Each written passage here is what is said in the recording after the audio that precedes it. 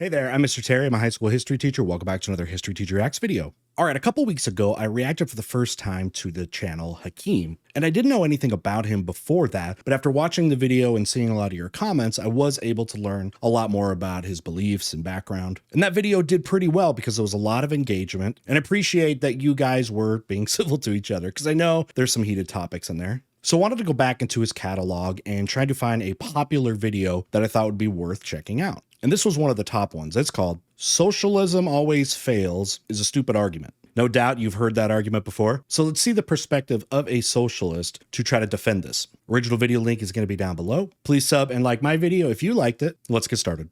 All right, so the background information I was able to get is that he is a socialist from Iraq, I believe. People are also saying he's like a doctor, and that does explain quite a bit of his perspective, or POV as we call it in education, about the background of an author, the background of somebody that is making a case, and how you take that in when you're trying to analyze different type of sources when you are learning. So that gives a little bit of clarification, but let's go ahead and get into this. It says in the first tag, or the first chapter here, so it's introduction to definitions. I was going to say before I saw that, I wonder if he is going to want to define his terms. I think that's really important, especially a word like socialism, where probably at least half of people probably get it wrong for what it is. I know you've heard the whole thing of like, it's like people think socialism is when the government does stuff. You ever heard that before? But anyway, we'll see what is going on with that. And that is important to define definitions, especially if they've been misused. Hello. We hear the argument fairly often. Let me see that quote. Let's look at that quote. Every failing of a socialist nation is blamed on it being socialist. No failing of a capitalist nation is ever blamed on it being capitalist. What do you guys think about that? You think that's true? Hello. We hear the argument fairly often, but insert ex-socialist country failed, or socialism has never been successful. Honestly, it's a strange argument to make. Let's humor this probably real person in your life, though. Firstly, how would they define socialism, or capitalism for that matter? Sure. Norway isn't socialist, for example. For ease, capitalism for that matter. Norway isn't socialist, for example. Oh, isn't. Okay. For ease, a capitalist country is one with private ownership of the means of production, meaning Correct. Factories, land, capital, etc., Classic market mechanisms as a major determining force in the economy, and wage labor. The prototypical example of this is the United States. A socialist country. We also hear time with that laissez-faire economics. So the idea that less government intervention and more of a reliance on the market to settle economic issues, essentially. Where private property is heavily restricted, if not outright abolished. Go back. A socialist country is one where private property is heavily restricted, if not outright abolished. We're not talking about personal property here. Yes, I wanted to make sure you said that. That's another term that people in an academic economic theory use don't understand what personal and private property means. Looks like you get into it. Private property is something which you make money off of. The means of production are collectively and democratically owned by society through cooperatives and the state. There is some form of a national economic plan, and market mechanisms are either subordinate to the plan or entirely suppressed. We're referring to the likes of Cuba, USSR, etc. as socialist in this video, and no, that doesn't make them perfect or any other nonsense you may have just thought of. There's, of course, a lot more nuance to this discussion, but I'm trying to keep it brief. Without clear definitions, you can't have a conversation, so check out these two videos if you're interested in further. Let's look. Capitalism really sucks, but why? And then socialism is better than capitalism, right? Okay. Should I watch those after this? Anyone in particular? Details. Now, more importantly, how would one define success?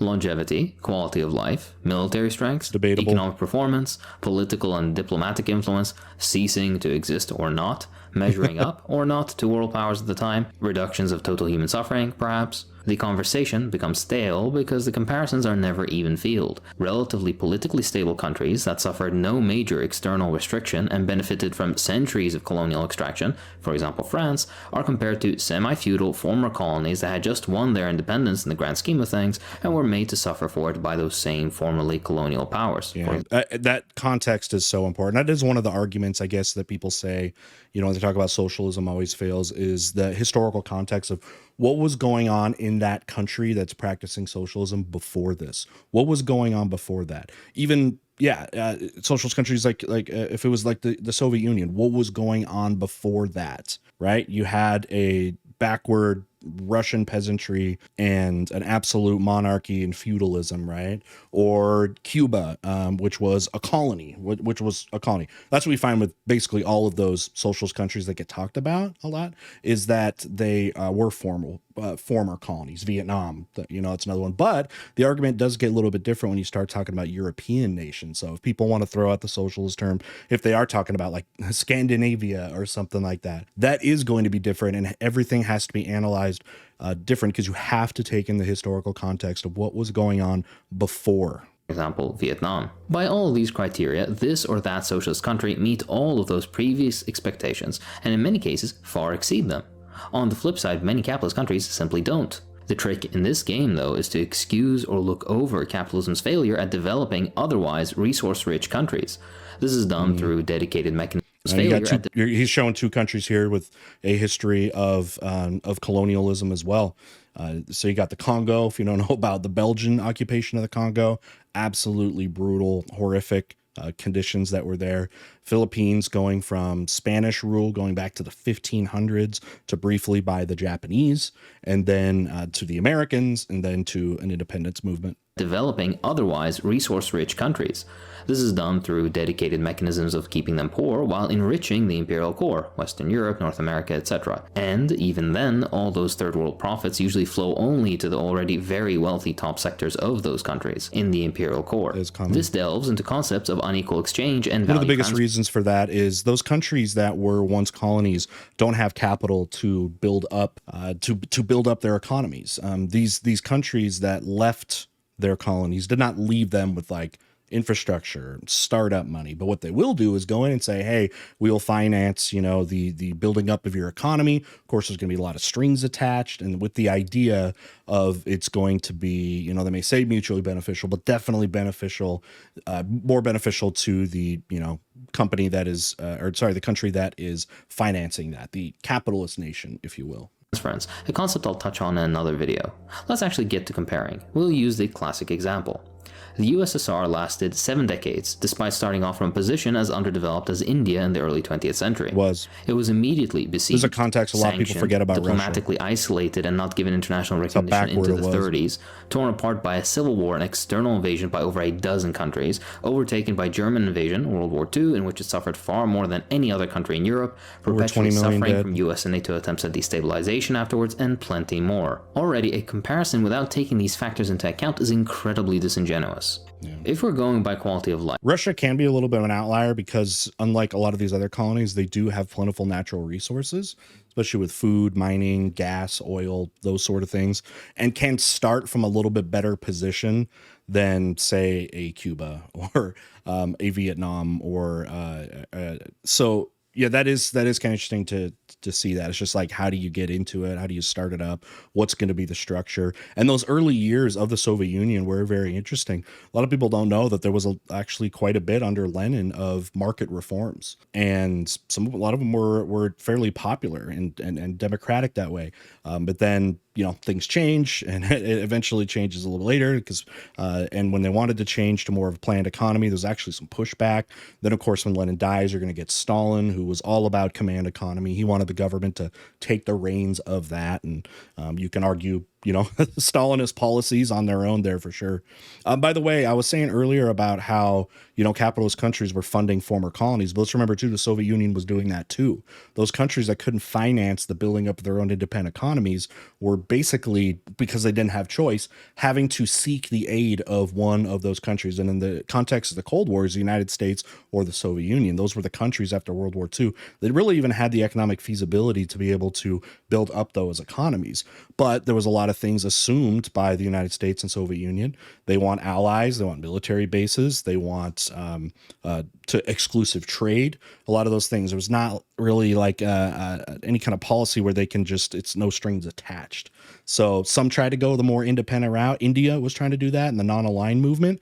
India can do that because they have an insane amount of resources, but even some African countries like Ghana tried that as well. And their approach actually did, slowly, okay, Ghana's actually doing better than a lot of other countries with that, with trying to remain unaligned. But some did not have that probably capability or belief that they could even start up that country because they started with nothing. life. Well, I made several videos on that. In short, socialist countries in general provided a higher quality of life for their population at the same level of economic development, meaning whatever capabilities a country may have, all things equal, socialism would provide better housing, healthcare, education, women's rights, cultural development, and so on than if the country were to be capitalist. You get some common objections to this point, but they all fall flat. China, same thing, by the way. Old If you research, look at blah, the blah, etc., which I do feudal era in the before that. videos you just saw on screen. Moving on, the idea of military strength is silly to even mention, as the greatest, unfounded honestly, fear of the US was the USSR's military capability, which, although powerful, was used far less liberally than America's. Remember the Japan after World War II did not have to worry about their spending money in a military, because the United States basically, as part of the deal, which was pretty much gun to the head, right, as far as the treaty to end the war, they did not have to spend all that money. They could put way more of their money and their resources into building their economy because they didn't have to spend that kind of money. The Soviet Union was propping it up because they feel that war is going to keep being inevitable, especially when they saw the United States as an enemy. And remember, people in the Cold War thought there was definitely going to be more wars. It's not like World War I where, there was this belief that's famous about war being the war to end all wars and nobody would want to do that. People weren't talking like that after World War II. They were just more convinced that actually wars are just going to get scarier because of nuclear weapons. And that was another thing that, the Soviet Union had to put into was, that kind of thing is, building up a nuclear arsenal, where again, a place like Japan is going to be able to build up without having to worry about military spending. In fact, the USSR had pleaded with the US to stop the arms race, frequently stating that whatever you develop, with neutron bomb development, the Star Wars program, etc. being prime examples, it was less an arms race in reality and more of a keeping up parity with a warmongering United States, which, need I remind you, has been at war 225 out of 243 years since 1776. Regardless, even military strength, a ridiculous yardstick that falls apart at further scrutiny, isn't valid for this analysis. Economic performance is also one of those things that goes without saying. The USSR started as a peasant backwater where wooden plows were being used, and within 3 decades had conquered the cosmos. Yeah. They rose. That is the one thing that Stalinists will talk about, is how industrially powerful and economically powerful the Soviet Union became as a result of, again, very hands-on policies. Destroyed a lot of, basically in a sense of consumer goods in the Soviet Union. But when it comes to machinery and some of the other output that they were doing, they, were out manufacturing a lot of capitalist countries there, but at, of course, great prices, because people will talk about how they diverted food if it was something like the Holodomor. But yeah, anyway. A high level that to this day people still unfairly compare it to the US, a country that had 2 centuries of development ahead of the USSR and started off in far better circumstances. Also not forgetting the horror of the enslavement of one race and the genocide of economic another. benefits Take of a look at the slavery book, at that The time. Triumph of Evil. Yeah. On top that of was this, a major advantage economically speaking for the United States, was 2 centuries of slave labor. It was a jump start to do that, and then of course we get a war and the economic problems that came with that. But remember, the decline of slavery was quickly, overlapped with the Industrial Revolution. So the economic output and the economic prosperity did not have to drop because they just overlapped with each other.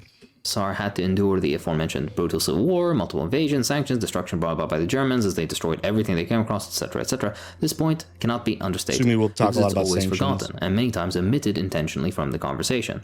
Through all these trials, the Soviet Union not only recovered but was competing with history's largest power, the United States, and even surpassing it in certain cases. In certain cases, but not consumer goods. Okay, consumer goods are just, they're non-commodities, and the United States is built upon its economy on selling crap we don't really need, but you can do that when you're productive. So there you go.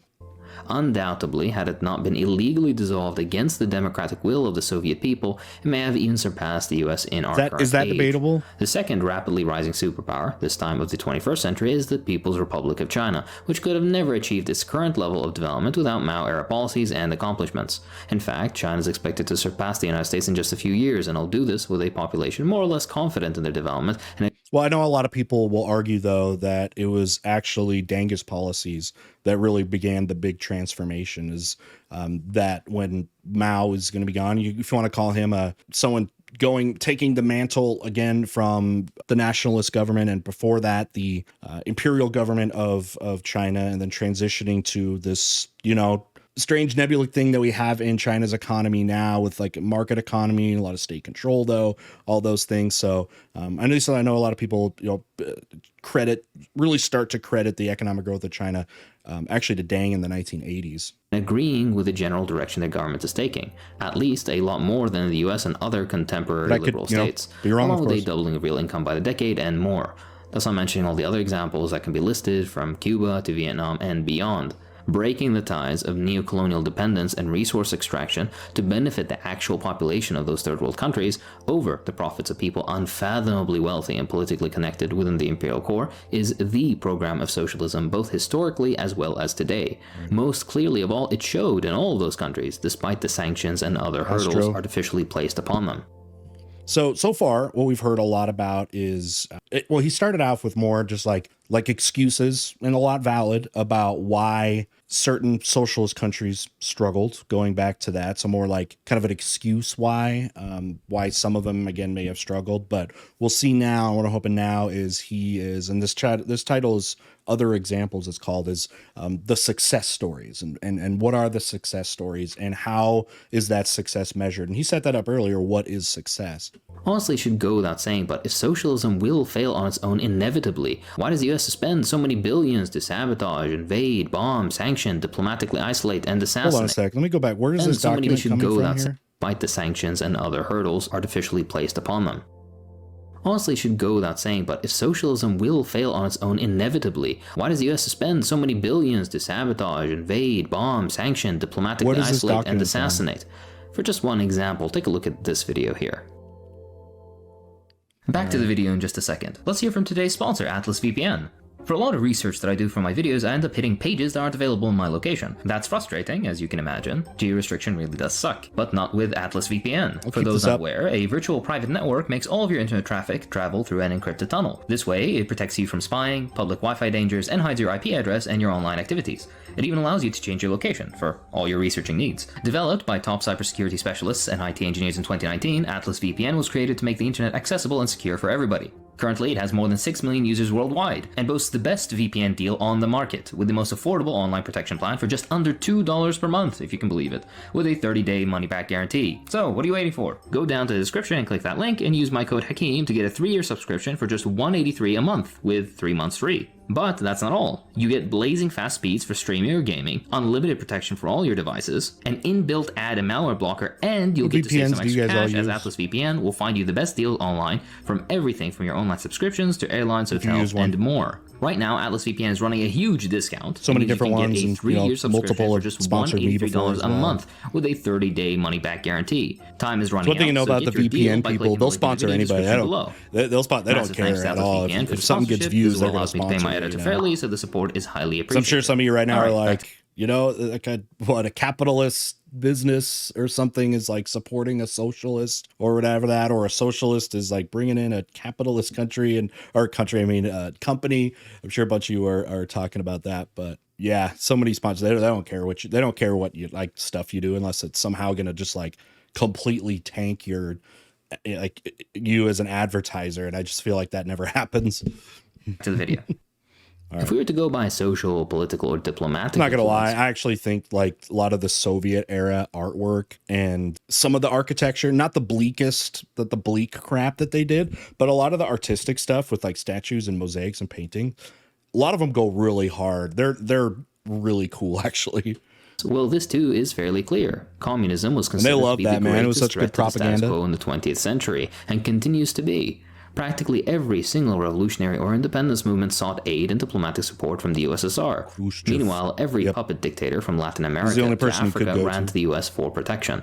Every genuine progressive domestic movement has had some socialist flavor, usually of the pro-existing socialism type. Black Panthers had some socialist beliefs too, mostly in just they believed that African Americans were not being able to see the benefits of their labor, and they thought, at least for a lot of them, the capitalist structure is not going to help them, that they need more of guaranteed protections of their labor and seeing the financial benefits and economic and political benefits that come with having more of an impact on your labor. From the US the Black Panthers to Latin America, and each one was brutally shut down with American help and fear of the influence of socialist thought. Furthermore, I don't think the recent upswing in anti-communist media and publication has gone unnoticed either. How about ceasing to exist? Does that mean a country has failed? Iraq, my country, is a massive mess, yet it still exists in some certain political order. Does that mean it's succeeding? If you doubt its failure, then check out my 2 recent videos on Iraq here. Interesting. Yeah, I would actually like to hear him talk about his home country and a little bit more about that. I think that would be actually really useful. So vague and just pointless. They only serve to end the conversation before this even started. How many countless capitalist countries have quote-unquote failed because of economic collapse, political change, or military takeover? Far more than socialist countries, I can assure you.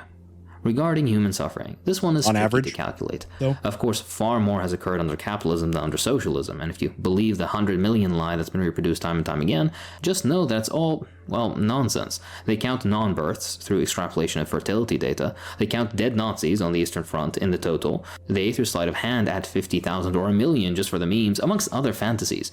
If you're interested in a deeper dive, check out my Death to All Capitalism video here. Do you guys think there is a double standard of criticizing socialist versus capitalist states? Do you think that there's ignoring, some evidence? Do you think that's a common thing that people use when attempting to accurately analyze the history of capitalist and socialist countries?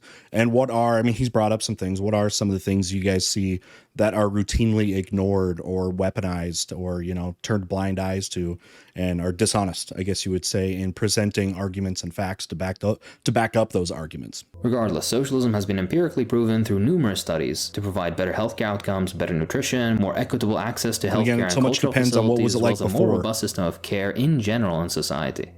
Things regular people actually need, use, and objectively define quality of life. Likewise, in the Soviet example with leisure, more free time, more cultural centers, spas, retreats for regular people, regular day-to-day life, basically no rent, incredibly cheap staples, widespread and accessible public transport, etc., and even working life with shorter and less demanding working days as you're not there to maximize profit. It's good to keep in mind to not fall into the trap.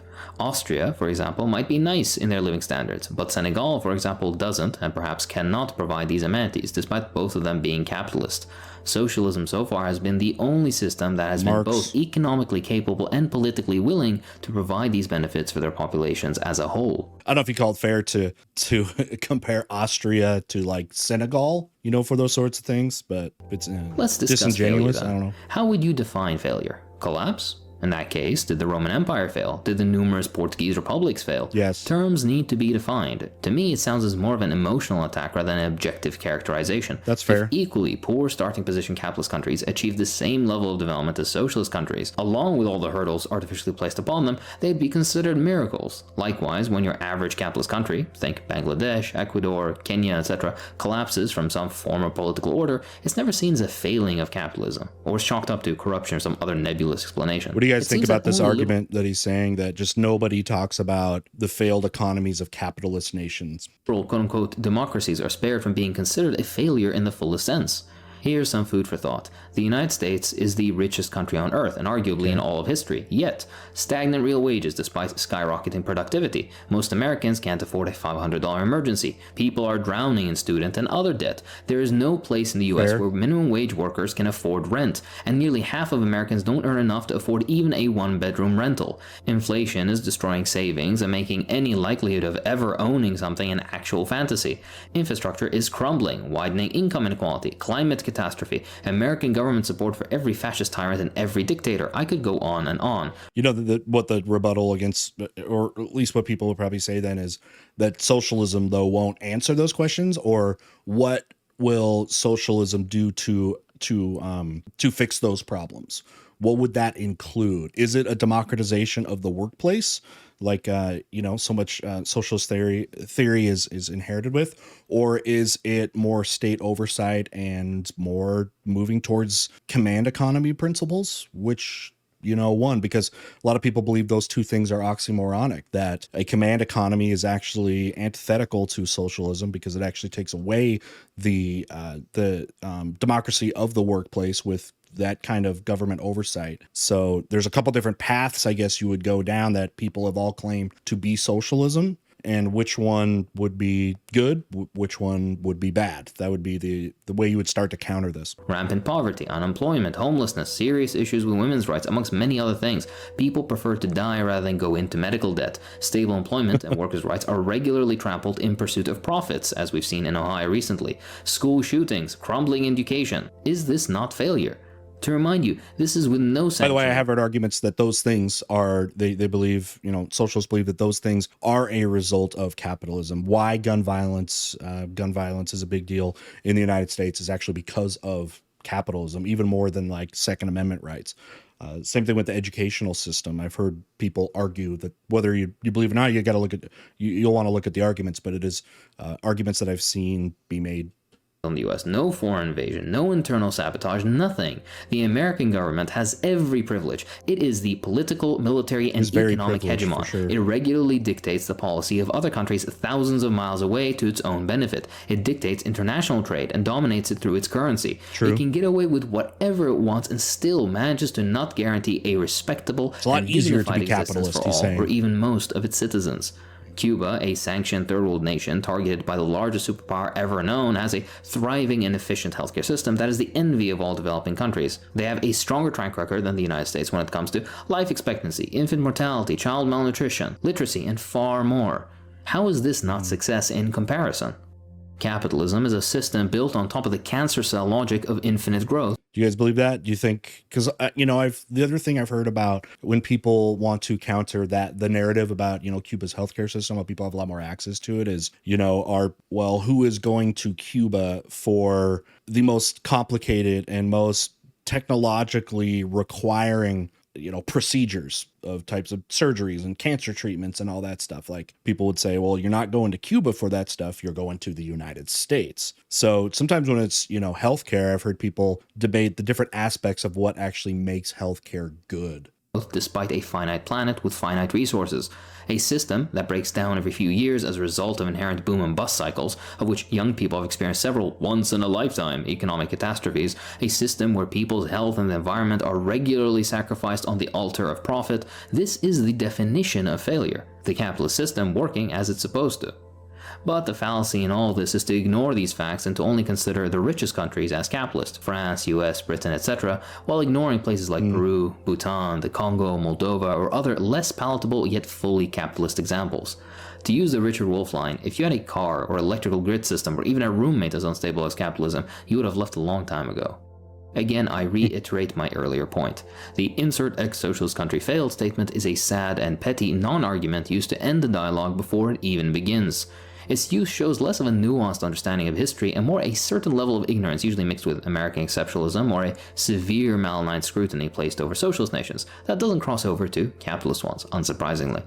That honestly is the crux of the matter. The most minute negative of a socialist country is not only magnified, it's blown out of proportion or outright lied about. And the largest, most blatant positives are so heavily, and unfairly, and in many cases incorrectly, scrutinized as to diminish their accomplishments and trivialize their struggles. Meanwhile, capitalist countries, usually wealthy Western ones, get a pass. I'll give you an example. So that does seem, that's his thesis, is that you can tell here, if you're able to discern that, his thesis is that socialist states, some have failed, but capitalist states have failed. But he's also pushing the fact that there's more, a better rate, I guess you would say, of success. And remember, and this, I think this is important to understand his thesis here, is that you have to look at the history of those socialist countries and compare it to the situations before that. And then also things like, what do they actually have in their control? What do they have to start with? And again, like I said, what happened before that? It makes it a lot more nuanced to be able to do blanket statements like capitalism always wins, or socialism always wins, or socialism always fails. You know what I mean? He wants, it looks like, more nuance, but he's definitely, leaning towards that, socialism is probably better. So it also, I wonder, then conclude though that he says socialism should be what people are pursuing everywhere. Or I wonder, this is like a question I'm asking, or is it circumstantial, meaning socialism is going to be better for certain places that have certain conditions, and then maybe capitalism is fine in other ones? I'm gonna guess he's probably not going to be an advocate for that, but it is probably something that needs to be, talked about. If you have a strong economy, should you make a switch? or something like that. The East German secret police, the Stasi, is spoken of in ill terms to this day, hilariously by Americans who live in practically bugged houses with numerous public and private agencies spying on their every word, move, and of course, purchase. Where their every detail People would argue, though, is it to the same level, they'll condemn the East Germans while not batting an eye at their own peculiar situation. Of course, that's not to absolve the Stasi, but to give you food for thought. You were told that East Germany was the height of totalitarianism for this, but you, living in a hellscape far more grotesque, and they tell you not to worry, as if you ever worried at all. If you're interested in East Germany... What's the argument, though, about the Berlin Wall? It was put up when it was seen that people were leaving from the east to west. That's one of the biggest anecdotes that, you know, you're going to hear about this argument about capitalism, socialism, is to look at the city of Berlin. And I know it's going to be, you know, people that want to argue that are also going to add a lot more nuance to it. But that is one that you just see so much of the migration from East Berlin to West Berlin over the years after World War II, when Berlin was split up in different sectors, with the Soviet Union and the United States largely propping that up and making Berlin basically to be a microcosm, I guess, of the entire ideological battle of socialism versus capitalism. Look at the book Stasi State or Socialist Paradise for a deeper dive. Regardless, it's a reproducible pattern. Some will condemn Soviet utilitarian housing blocks meant for temporary post-war housing while living in incredibly small apartments themselves, where 2/3 of their paychecks go towards rent and homelessness is rampant. If you instantly recoil when hearing socialism or communism, ask yourself why. That's scary. Maybe what is those that, bro? continuously villainize socialist examples and ideas have a vested interest in keeping the population... That is interesting because, you know, give me that for free. Elon saying that. I don't think Elon Musk has probably read Das Kapital or any of the Marx works, but I'm sure people would hate that comment. Ignorant of the facts. But those who own everything, those with all the money, they would never lie, right? And that's about it for today. If you enjoy what I do, then please consider supporting me on Patreon. It really does help. I'd like to thank my patrons, so thank you to Marcus Lanusa, Red Con. All right, final thoughts. Thank you all for joining me here. I'm hoping for the most part, what I was trying to do here is just bring up, not necessarily try to defend them, but bring up what arguments often have counter arguments. Not going into super details of what the counter arguments necessarily are, but at least bringing those out, because personal biases always come through. And it is obnoxious when you hear people say, you know, like, you're biased. Like, all people have biases. Someone like Hakim has grown up in a very different situation that I have. Your biases are going to be implanted, whether you can identify them. And hopefully we can all be honest with those biases. It's hard to do that. You go ahead and you can make your claims down below if you want to support them. Please be respectful to each other about this, because I know these are emotionally charged topics, but I would appreciate if you guys did that. Thanks again, and we'll see y'all next time. Bye.